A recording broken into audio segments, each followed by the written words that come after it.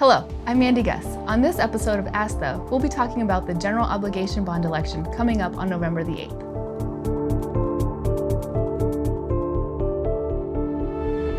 We're here with Parks and Recreation Director Sonya Delgado. Thanks, Sonya, for being with us today. Hi, Mandy. Thank you for having me.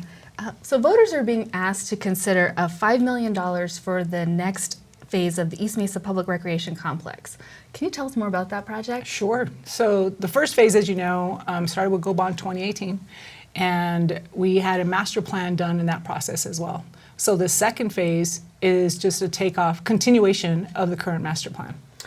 So what is going to be added in that phase 2 of this project? So what we're looking to add is the lighting for the facilities. They're going to be outdoor facilities. So we have the multi-purpose facilities, the soccer fields, and then we'll have the pickleball courts and some baseball fields. So we like to add some lighting so individuals will play in the evenings. So you've talked about all those different sports. Will this help us attract better tournaments or bigger tournaments than we have now? Absolutely. It'll definitely increase some of the venues for existing tournaments, and then with the new pickleball courts, we'll have an opportunity to bring in a larger tournament. Great. So voters approved the first phase in the last GeoBond election. What did that include, and when will that be completed? The first phase, we did get additional funding for the first phase, so the first phase will be completed in March of 2023. Okay. And what is included? What are they building right now? Currently, we're building 2 softball, baseball fields, 8 pickleball courts, and 2 multi-purpose soccer fields, and a 10-acre park. Okay, and that's all located out on the East Mesa. That's a growing section of our community. What are the benefits of us adding more in that area, and how does it impact the city as a whole? The location where it is we were able to get some land, and it's actually east of the safety complex. And the benefits of having that is we need another complex very similar to Hadley. And so by doing so, we'll be able to put some other opportunities for residents in our community to be able to partake in recreational activities.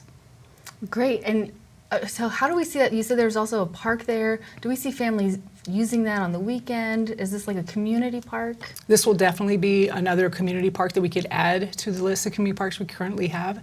So it'll be a great opportunity for families to go. If they're watching a tournament, watching a game, the other siblings can play in the park. And if voters approve this GeoBond question, who benefits the most from that? Everyone in this community and everyone in the surrounding community as well. And what happens if the voters decide not to support this GeoBond question? Well, if it does not pass, then we would have to seek other funding sources. It would definitely slow the progress of this current project. And so what is you said that was phase 2. What are the other things that will be built out in future phases of the East Mesa Public Recreation Complex? There's a multitude of items that are in that, from sand volleyball courts to basketball courts, additional fields to add on to the current fields that are there, trails, and then able to expand because we have approximately 350 acres. So we can do a lot of great things in that area, in that space. That's great. Thank you, Sonya, so much for being here and explaining this project to us today. Thank you, Mandy. For more information on this and other GeoBond projects, you can go to our website at loscruces.gov. And please remember to vote on November the 8th.